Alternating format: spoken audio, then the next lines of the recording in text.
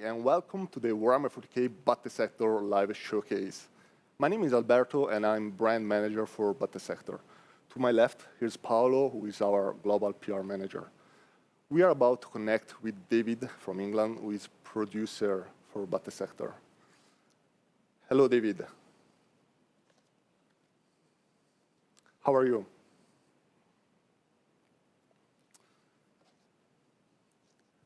All right. So, before we get to the gameplay and the new features that we want to show, there are some news that we want to break to you. The first one, as Marco already mentioned, well, we opened pre-orders for Battlesector. So the game is now available for pre-order at 10% off discount. It's available on Steam, Slytherin, Epic Games Store, GOG.com, Humble Bundle, Fanatical, and many other stores. So there's no better time to get Battlesector than now. The second news, well, we have a release date finally. The game will be out on July 15 on PC, PlayStation 4, and Xbox One. So, David, how is the beta doing? What kind of feedback did you get from the beta? First of all, can you guys hear me now? Yes, we can. Ah, good. There we go. So the beta's running well. Thank you very much. We've got a few hundred guys in there who've been really useful, really helping us make the game the best thing it can be. So we've been working with the dev team to basically walk through the game with them, take on their feedback and feelings about playing it, and just basically kind of tweak the game now at best, so that when it gets into everybody's hands, it's the best situation it could be. Awesome. We actually got a lot of amazing feedback from the content creators and influencers that we sent the game to. There's a lot of coverage on it on YouTube and Twitch. Actually, if you want to see more of the game, we just sent out a new demo containing 6 missions. So if you go on YouTube and Twitch in the next few days, you'll see some pretty exciting new missions. But yep. Yeah, today though, we are going to show you, as already mentioned by Marcos, some new exciting features that we have never shown you before. So David, what are these features that we're going to show and talk about today?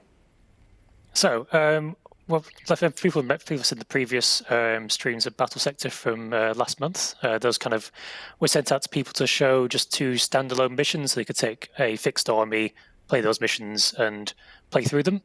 The new demo we're sending out to influencers, which is already coming out on YouTube now, is kind of the first few missions of the campaign and shows kind of how those missions link together. So one part of that we're going to show you today is the whole army management and army upgrade system. And then also we're going to show you the kind of glamorous side of Warhammer 40k Battlesector with our new photo mode to basically try and show off and create some beauty from among the bloodshed. That sounds great. All right, so we don't have much time, so let's get on with it. What about the army management system that you mentioned? What is it and how does it work?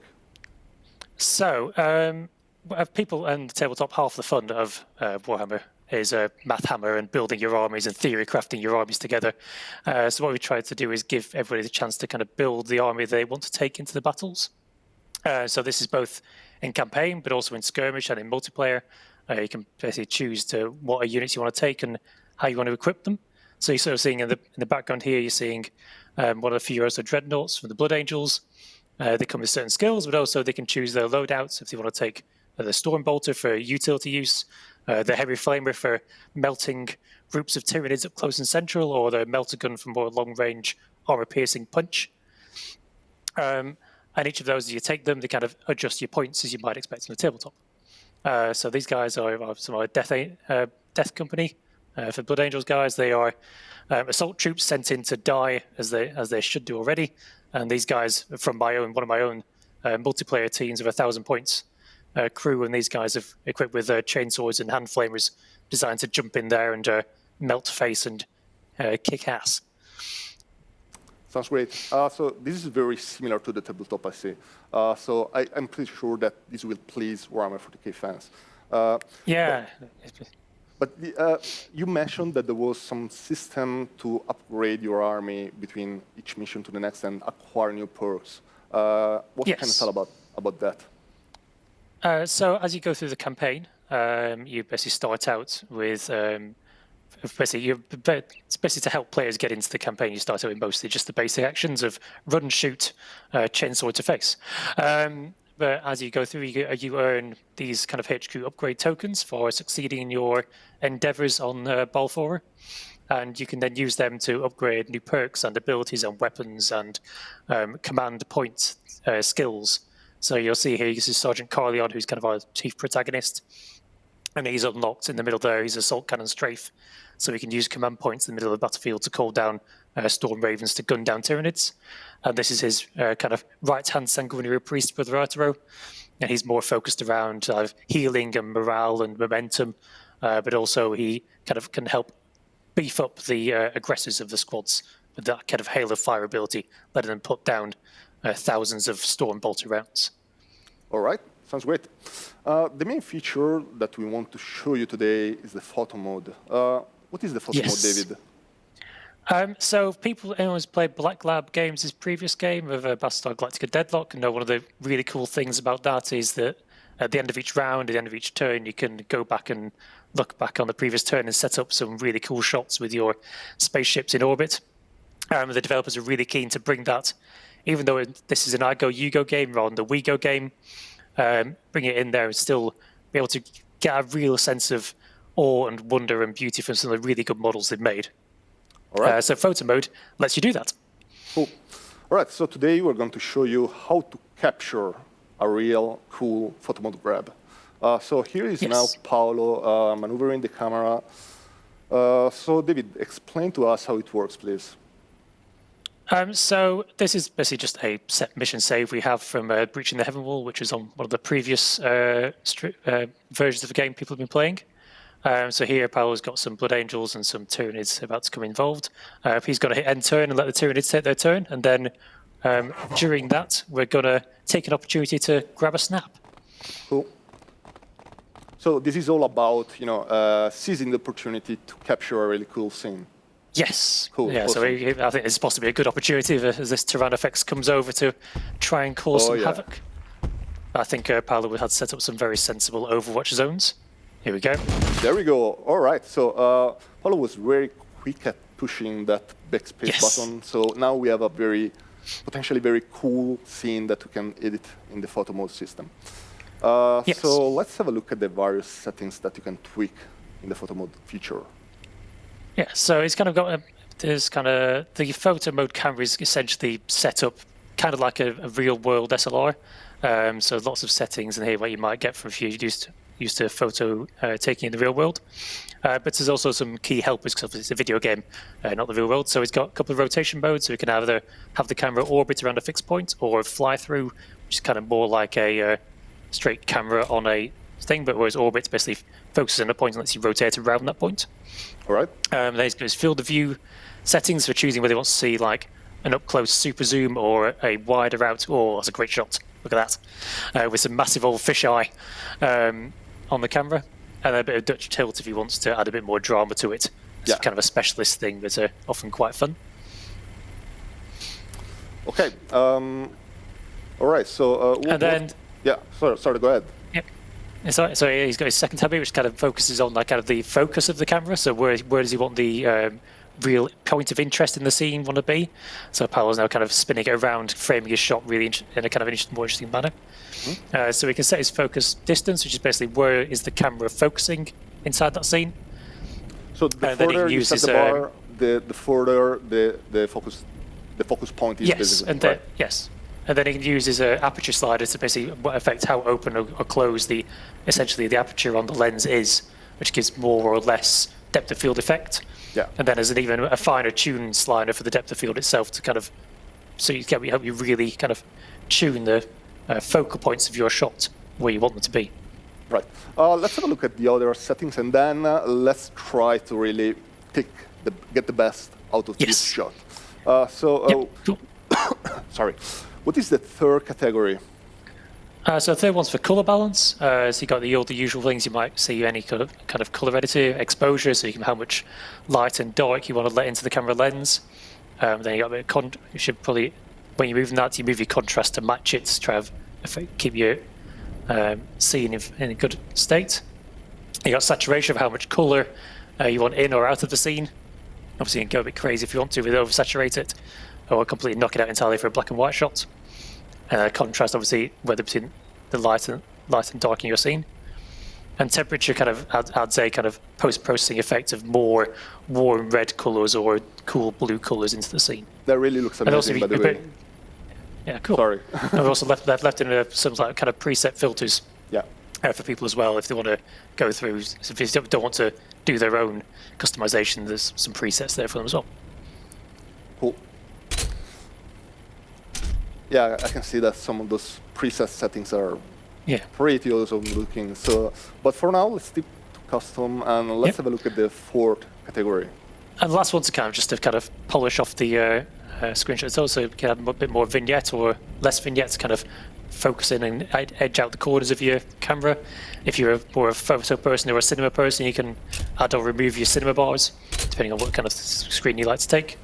And obviously a bit of logos around as well, just to see a bit of branding and remind people where you got this from. I always like a top right Battlesector myself. Okay. And finally, as Paolo's pointing out, is kind of one of the key cool bits of because the game is running in the background here. There is not like we've skipped out into a different mode. You can basically nudge through frames one at a time, looking for those key shots. And what's quite really cool about this, especially because the intercessors here are firing their bolt rounds, is all the bolt rounds are physically modelled. So if you wanted to, you can actually get a real close-up shot of each bolt round impacting on the Xenos. Yeah, I can see how that's really handy for capturing, the really cool moment that you want to depict in your photo mode grab. Yes. All right, so now let's try to edit this current shot and basically make it the best looking as it can be. Yeah. So what are you suggesting, David?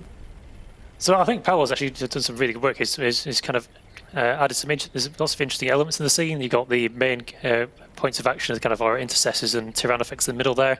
But he's using the architecture of the scene to frame it. So if you look at, we got that nice Promethean pipe going overhead, adding a nice kind of field focus onto the right there. He's got a lovely reflection off the control console on the right.